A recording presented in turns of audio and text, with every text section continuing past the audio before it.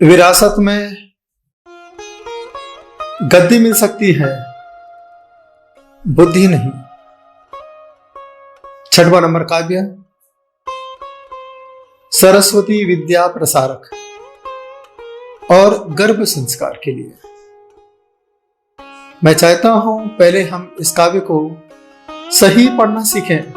आपके घर में जो छोटे छोटे बच्चे हैं, मैं चाहता हूं इनको 6वां काव्य याद करा देना। यदि आपने बच्चों को भक्तामर काव्य याद करा दिया तो बच्चे जिंदगी भर आपको याद रखेंगे। तो आज 6वें नंबर काव्य के साथ मैं आपको आपके परिवार के साथ बच्चों को भी जोड़ना चाहता हूं। एक एक शब्द को पूरे मनोभाव के साथ, सामने बोर्ड है, बोर्ड पर आप देखिए और एक एक शब्द को ध्यान से सुनिए और मेरे साथ बोलिए। अल्पश्रुतम, क्योंकि अल्प प के बाद क्या है? श्रु। श्रु जो है 2 अक्षर से मिलकर बना है, आधा शक्कर का श और र, इसलिए पा पर हमने प्रेशर दिया। अल्पश्रुतम नहीं, अल्पश्रुतम। बहुत अच्छे। श्रुतवताम परिहास धाम। एक बार फिर देखिए, अल्पश्रुतम श्रुतवताम परिहास धाम। आगे त्वत् भक्ति रेव मुखरी कुरुते बलान माम। एक बार फिर देखिए, त्वत् भक्ति रेव मुखरी कुरुते बलान माम। यद्को किलाह, जो 2 बिंदी है, विसर्ग है, आधा ह। यद्को किलाह, किल मधु, मधु नहीं, 2 मात्रा है, बोलना है मधु। मधुरम, ऊपर जो बिंदी है वो आधा म है, मधुरम। विरावती, विरोती नहीं, विरावती। फिर देखिए, यद्को किलाह किल मधु मधुरम विरावती। तच्चाम्र चारु कलिका निकरैक, निकरैक नहीं, निकरैक हेतु। एक बार फिर से, तच्चाम्र चारु कलिका निकरैक हेतु। एक बार फिर से पूरा देखिए, अल्पश्रुतम श्रुतवताम परिहास धाम त्वद्भक्तिरेव मुखरी कुरुते बलान्माम। यत्को किलः किल मधौ मधुरम विरावती। तच्चाम्र चारु कलिका निकरैक हेतु। आप इस काव्य को संगीत के साथ सुनिए, पूरे मनोभाव के साथ। अल्पश्रुतं श्रुतवतां परिहास धाम त्वद्भक्तिरेव मुखरी कुरुते बलान् माम्। यत्कोकिला किलिमधौ मधुरं विरावती। तच्चाम्र चारु कलिका निकरैक हेतुः। शब्दार्थ भी देखिए। अल्पश्रुतम, अल्प ज्ञान वाले, श्रुतवताम विद्वानों की, परिहास हंसी का पात्र, माम मुझको, त्वद्भक्तिरेव आपकी भक्ति ही, बलात् बलपूर्वक, मुखरी वाचाल, कुरुते कर रही है, कोकिलाह कोयल, किल निश्चय से, मधु बसंत ऋतु में, मधुरम मीठी, विरावती कूकती है, तच्च और उसमें, आम्र आम की, चारु सुंदर, कलिका मंजरी का, निकर समुदाय ही एक मात्र हेतु कारण है। भावार्थ के साथ, मैं अल्पज यानी विद्वानों की हंसी का पात्र होता हुआ भी आपकी भक्तिवश ही आपकी स्तुति करने को तत्पर हुआ हूँ।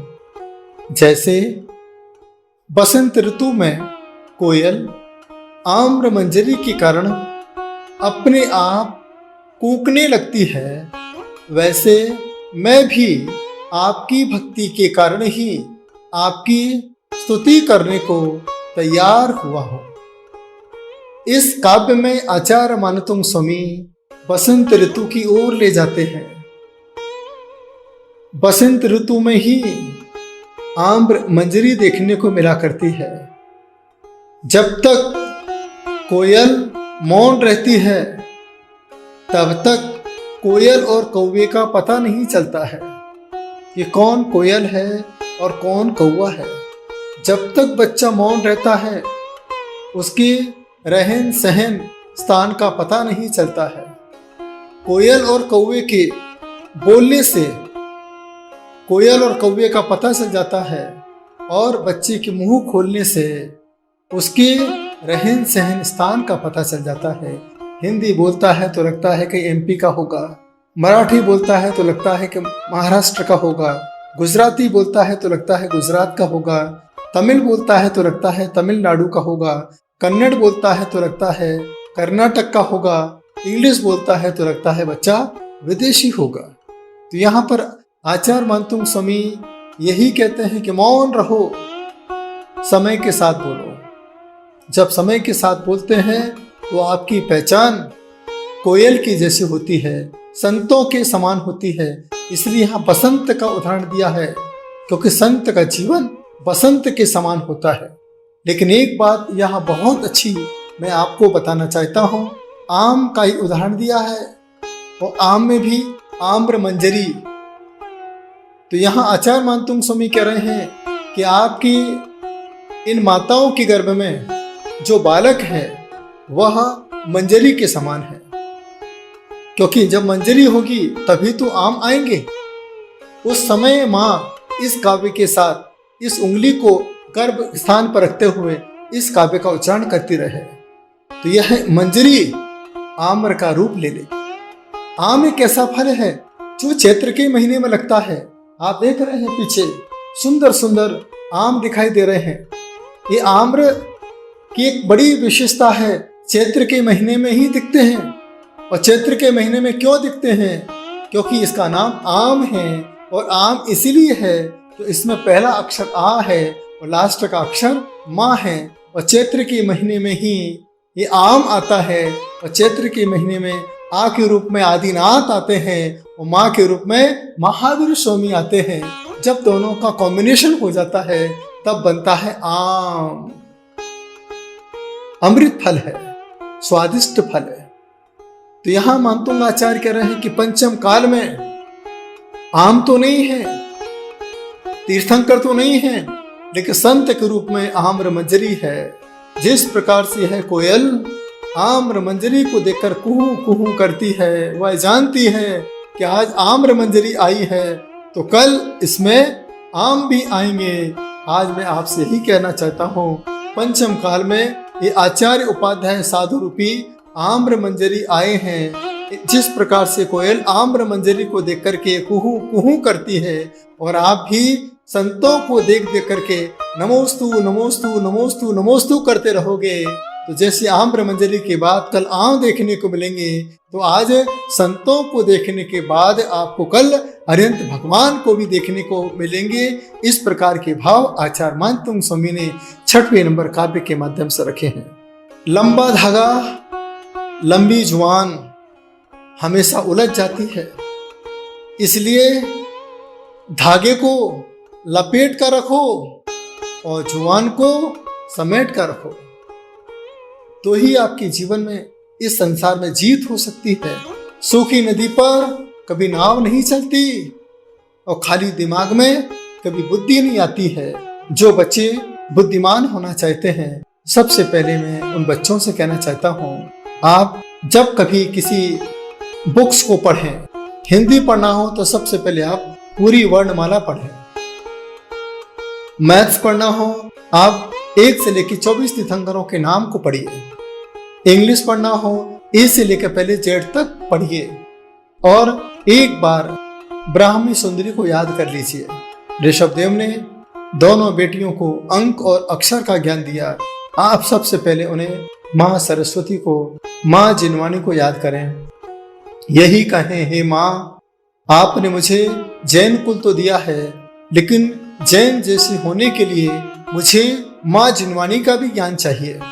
मैं बिना जिनवानी के जैन कैसे कहना पाऊंगा? और मुझे जैनत्व के गुण जिनवानी के माध्यम से ही प्राप्त हो पाएंगे। हे जिनवानी माँ, मेरी माँ ने नमोकार सुनाया, मैं जैन हो गया। मैं जीवन भर नमोकार के साथ जुड़ा रहूं, विद्या के साथ जुड़ा रहूं, जिनवानी के साथ जुड़ा रहूं। कभी मेरी बुद्धि विस्मृत ना हो, कभी मैं कुसंस्कारों के मार्ग पर ना जाऊं। इसलिए जिनवानी माँ, बस मेरे ऊपर आशीर्वाद की कृपा बनाए रखना। इस प्रकार के भाव छोटे छोटे बच्चे पढ़ने के पहले करें। पूर्व दिशा में मुंह करके पढ़ें। सूर्य निकलता है, सूर्य निकलने के पहले पहले ब्रह्म मुहूर्त में आप पढ़ाई करेंगे तो आपका यह ज्ञान ब्रह्म हो जाएगा। आपके अंदर माँ सरस्वती की कृपा दृष्टि हमेशा हमेशा के लिए बनी रहेगी। और जो बच्चे याददाश्त में कमजोर हैं, मैं चाहता हूँ 8 शनिवार रात्रि को 12 बजे 2 से 4 बार तोड़ करके अपने हाथों से और दिल्ली के बाहर जाकर के इस काव्य को पढ़ के जला दीजिए। ऐसे आप प्रयोग आप 8 शनिवार तक करेंगे। आपकी याददाश्त, आपकी बुद्धि का विकास होना अपने आप प्रारंभ हो जाएगा। और इसके बाद विद्या प्राप्ति के कुछ रिद्धि मंत्र हैं। वो रिद्धि जाप हैं, ओम ह्रीम अरहम नमो कोट बुद्धिडम झ्रोम झ्रोम नमः। मंत्र जाप, ओम ह्रीम श्राम श्रीम श्रूम स्वाहा हम सम थह थह थह ठह ठह सरस्वती भगवती विद्या प्रसादम कुरु कुरु स्वाहा। लाल आसन पर बैठ करके लाल माला के साथ पूर्वमुखी होकर के आप इस मंत्र का जाप करते हैं, हवन करते हैं, रिद्धि मंत्र का जाप करें, काव्य पाठ करेंगे तो आपके जीवन में माँ सरस्वती की कृपा बनी रहेगी। कुछ चीज और आपको आज बताना चाहता हूँ। जो बच्चे पढ़ने में कमजोर हैं, शुक्ल पक्ष में या श्रुत पंचमी पर्व पर जो औषधि हमारे जैन आगम में बताई है, वो आज मैं आपको बताना चाहता हूँ। उसमें ब्राह्मी है, तीर्थंकर की बेटी का नाम ब्राह्मी, ब्राह्मी औषधि है, शंख पुष्पी है, सफेद वच है, अश्वगंधा है और मुलेठी है। इस प्रकार से आप इन 5 चीजों को समान समान भागों में मिला करके इस मंत्र की आप साधना करें। रिद्धि मंत्र, काव्य मंत्र का साधना करें और 21 दिन तक साधना करने के बाद शुक्ल पक्ष में बीच के दिन इस औषधि को ग्रहण करना प्रारंभ करेंगे। नियम से आपकी बुद्धि का विकास हो सकता है। इसलिए मैंने प्रारंभ में आपसे कहा, विरासत में गद्दी तो मिल सकती है, बुद्धि नहीं मिल सकती है। तो बुद्धि के लिए आचार्य मंतुंग ने 6वां नंबर काव्य आपके बीच में रखा है। बस आप आम्र मंजरी के नीचे बैठ करके इस काव्य की साधना करेंगे, आपके जीवन में बुद्धि का विकास होगा। अब हम आपको ले चलते हैं इसके आसन की ओर। इसका एक आसन होता है वृक्षासन। हाथों को ऊपर करके एकदम वृक्ष की तरह खड़े होकर के आप इस काव्य को बड़े ध्यान से सुनिए। सुनने के बाद इस तरीके से करते हैं तो आपके हमेशा कंधों का दर्द खत्म होता है, पैरों में ताकत आती है और आपके अंदर एक ऊर्जा पैदा होती है। लेकिन ये आसन अगर यदि आम्र के पेड़ के नीचे खड़े होकर किया जाता है तो ऊर्जा और ज्यादा बढ़ेगी। इसके बाद एक बहुत अच्छी आपके लिए मुद्रा है। ये मुद्रा है ज्ञान मुद्रा। इस मुद्रा में आप पढ़ाई करें। पूरे मनोयोग के साथ गहरी श्वास लीजिए। पहली लाइन बोलिए, श्वास को छोड़िए दूसरी लाइन, फिर श्वास लीजिए, तीसरी लाइन, फिर श्वास छोड़िए, चौथी लाइन। आप पीछे देख रहे हैं ना, इसी तरीके से आपको इस प्रकार के भाव बनाना है। और इसके बाद बस अपने इस मुद्रा को बना करके ध्यान करते हुए कि मैं पंचम काल में मति ज्ञान और श्रुत ज्ञानी हूँ और मैं पढ़े लिखे विद्वानों के द्वारा हंसी का पात्र बनूंगा, क्योंकि मुझे हिंदी का ही ज्ञान है। यदि मैं कर्नाटक में जाऊंगा तो भी हंसी का पात्र बनूंगा, तमिलनाडु में जाऊंगा तो हंसी का पात्र बनूंगा, क्योंकि मुझे अभी अल्प ज्ञान है, पूर्ण ज्ञान नहीं है। फिर भी आपकी भक्ति के प्रभाव से, आपके बाहुबली भगवान के प्रभाव से कर्नाटक तक पहुंच चुका हूं, मेलचिताम्बूर तक तमिलनाडु पहुंच चुका हूं। लेकिन त्वद्भक्ति रेव, आपकी भक्ति से ही मैं आगे बढ़ पाऊंगा। जिस प्रकार से यह कोयल आम्र मंजरी को देख के कुहू कुहू करती है, बस हे प्रभु, हे परमपिता परमात्मा, गहरी श्वास लेते हुए आचार्य परमेष्ठी को देखिए, उपाध्याय परमेष्ठी साधु को देखते हुए उन्हें नमोस्तु करते करते इस आम्र मंजरी के साथ उस आम्र रूपी आदिनाथ और भगवान महावीर स्वामी को आत्मसात करना चाहता हूँ और अपने जीवन को जागृत करना चाहता हूँ। गहरी श्वास लीजिए, श्वास को छोड़ते हुए दोनों हाथों को मलते हुए चेहरे का स्पर्श, हृदय का, दिमाग का, दोनों हाथों का, पैरों का, पेट का स्पर्श करते हुए सभी बच्चों को यही आशीर्वाद देना चाहता हूँ कि जीवन में वकील बनना बहुत आसान, डॉक्टर इंजीनियर बनना बहुत आसान, कलेक्टर बनना बहुत आसान है, जैन बनना बहुत मुश्किल काम है।